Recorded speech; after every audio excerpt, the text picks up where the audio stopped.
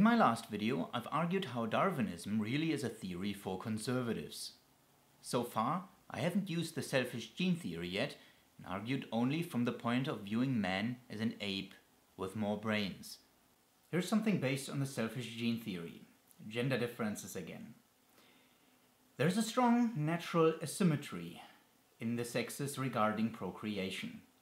When a woman conceives, it's a point of no return regarding her investment in offspring. The father can abandon her, but she will at least pay the price of the pregnancy itself, which is in food, time, and health risk. Even after she gives birth, she's forced to bring up her child alone, or else the investment she already made will have been in vain. The man's investment is minimal, but any successfully raised offspring will carry half of his genes as much as those of the mother. You might not be familiar with the selfish gene theory. I strongly recommend this book by Dawkins. If you're interested in evolution, it's a great primer and well focused on the essentials. The new foreword is warning against a misinterpretation of statements like the one I just made, so let me at least reiterate that a bit. The theory assumes that genes are shaping instincts for, among other things, for optimal benefit of their survival. The survival of the particular genes that are shaping the behavior in question. So when I talk about investment that a human being or other primate is considering, then this is meant to be interpreted as a subconscious consideration that is laid out by genes and manifests itself in instincts, in hardware, if you will. It's not a conscious consideration in both humans and apes as far as this argument is concerned. Human beings are of course capable of complex conscious considerations, but so far I'm not talking about this, but about the residue of instincts I believe human beings still have. So, what can be observed? Indeed, men are more promiscuous than women. Women seek quality in men, men seek quantity in women. Men rape women, the opposite is almost unheard of. Men desire mostly young and healthy looks. Women desire mostly self-confidence, wit, ability, money, status, and power. Of course, there is a lot more to say to sexual preferences, and I have already made another video that goes quite a bit deeper than that. There are many men who also seek quality, and there are human beings all have reason that enables them to reflect themselves and understand their desires. But that doesn't defeat the strong apparent explanatory power of the selfish gene theory at all. This is much more than just comparing men with apes.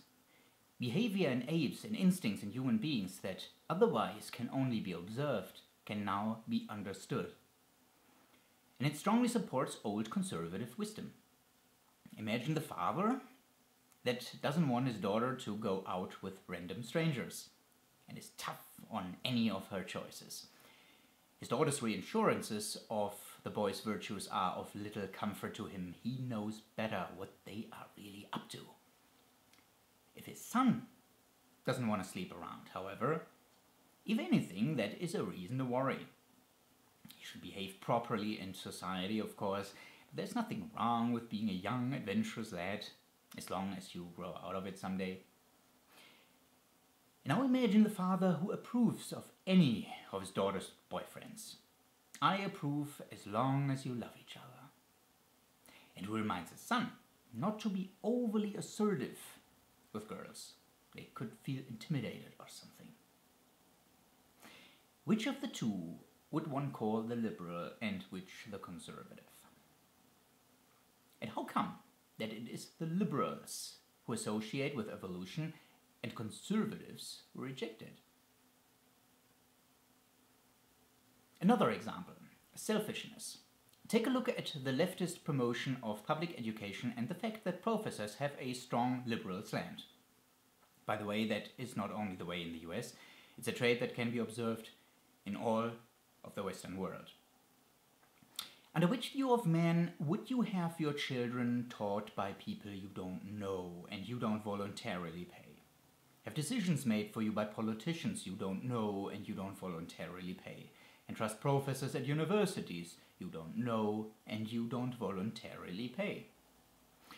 In all cases, the question is about whether you trust them to be altruistic, to mean it well with somebody they don't know and are not voluntarily paid by and not directly paid by in particular, out of some sense of duty or general benevolence. Contrast this with your trust in business partners or friends. Those have reason to show you their good side. They want to profit from you as much as you from them. But professors are largely paid by the government, at least their funding is ensured by various government means such as scholarships, which in turn fund tuition fees. You have little control over who they really are. Under which view of man would you believe that Obama could possibly be a saint who means it well with everyone? And under which view of man would you suspecting all democracies naturally to bring hypocrites into power?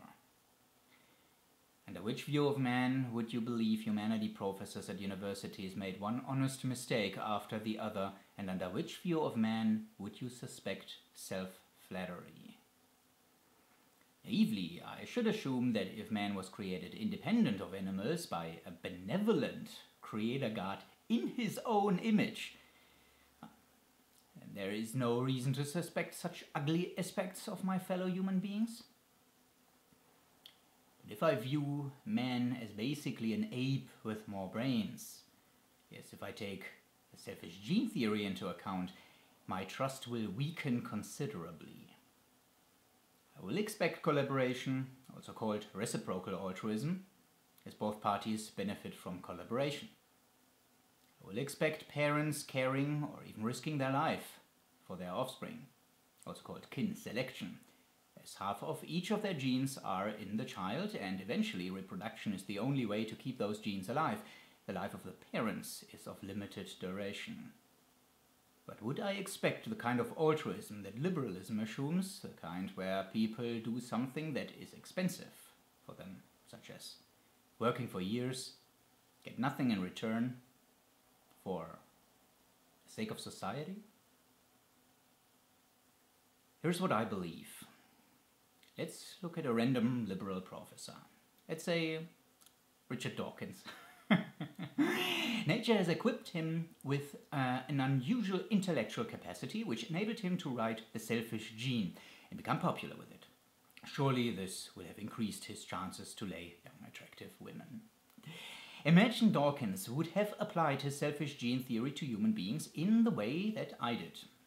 Imagine he would have come up with those ugly conclusions regarding rape I made earlier, or the appalling lack of reason to assume altruism in human beings beyond collaboration and kin selection, or even the argument I'm going to make right now regarding government-funded intellectuals like himself. Back when our instincts were forged in times of primitive societies, reason was a two-edged sword. Surely you can gain from it, but it can work to your disadvantage too. Consider a tragic hero who has figured that the charismatic leader of his tribe has murdered his competition to get where he is now. The killing was known, but it was declared an execution for treason. Our tragic hero has knowledge that the guy was framed. But will others believe him when he tells? Or will they assume that our tragic hero is just making things up and gladly have the demagogue kill him? And maybe he's in the demagogue's team himself.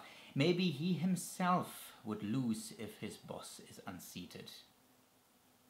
Maybe he has nothing to gain from the truth in a society, but conning others is all people's minds are ever used for. Of course, he can decide not to tell anyone, but living with a lie is difficult. Ever tried that? You have to keep different versions of reality in your mind. Remember whom you told what. You're going to entangle yourself in contradictions. It would be much better for him if he had some mechanism to erase certain knowledge, or to not pick it up in the first place. It would be better, for his genes anyway, if human human beings also had the capacity to somehow fake reality. And this is what I believe. Human beings can conditionally, under certain circumstances, evade certain knowledge. It's made easy for them. Dawkins faced opposition by philosophers he couldn't understand, philosophers who were also liberal net tax receivers, much more so than himself. They attacked him on his alleged promotion of selfishness and prompted him to insert another chapter in his book, The Selfish Gene, the chapter being called Nice Guys Finish First, in which he correctly argued how collaboration can be expected under the premise of purely selfish genes. Of course, the philosophers were not satisfied with that. They don't really want an explanation for why it's safe to assume that there are greedy businessmen who collaborate with other greedy businessmen. They also don't want to hear anything about how it's safe to assume that mothers usually love their children. They want to hear a reason why everyone should love everyone else indiscriminately, why all mothers love all children without knowing each of them individually for being human and only for being human, so that only the state, which is what pays their bills, can be proof of that. And why everyone who disagrees is sick, unnatural, a sociopath. That is what they wanted to hear. Dawkins is smart enough to know that those who oppose him will not be satisfied with kin selection and reciprocal altruism, and he's smart enough to come to those conclusions if he wanted to.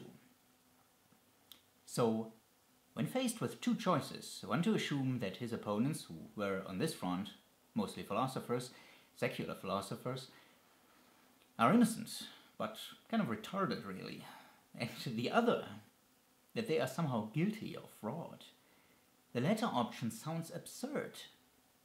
After all, they are in his team. It's his boat. The boat of the secular, of the state-funded, of the enlightened. For him, it's a contradiction he can't explain, and he correctly senses that he has nothing to gain from discovering any fraud, just like our tragic hero in the primitive society has nothing to gain from discovering any crime. Luckily, nature has made it easy for human beings. They can fake reality. They can see an innocent misunderstanding, even when the evidence is to the contrary. That's why Dawkins can write in the foreword of his new edition of The Selfish Gene, "Many critics, especially vociferous ones learned in philosophy as I have discovered, prefer to read a book by title only." And while I'm sure this is true and his style witty and endearing, I would maintain that he can't possibly believe that any such philosophers reading his book in its entirety would make any difference. Dawkins is widely known for his crusade against religion. His rationale is that any irrational ideology will always ultimately be harmful to man. Yet the irrationality of the philosophers, the one he came so close to identify, does not seem to be his concern at all. Those philosophers, humanity professors, are in his boat, and their livelihood is likely to stand and fall with his own. Whereas the religious are at best not in his boat. Usually they are somehow divisive and generally a competition to the state. A competition to his team.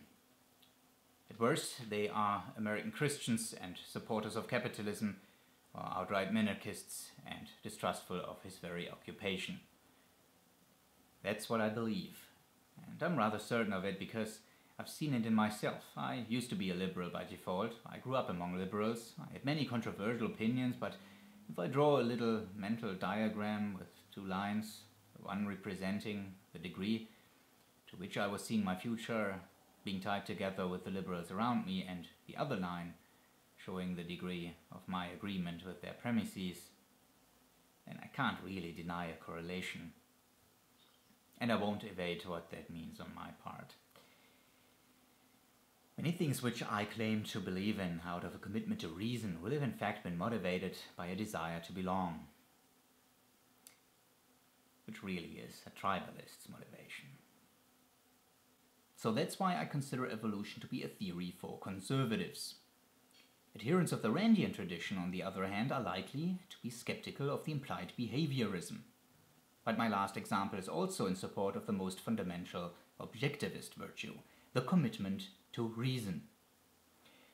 No one has completely verified his hierarchy of knowledge from the roots in epistemology and metaphysics up to questions about one's own career choices. That's not practically possible. What is possible is to be conscious about one's own motives, to learn in what way one might fear a realization and the imperative it might imply, to identify one's own cowardice, and then pull oneself together and grow.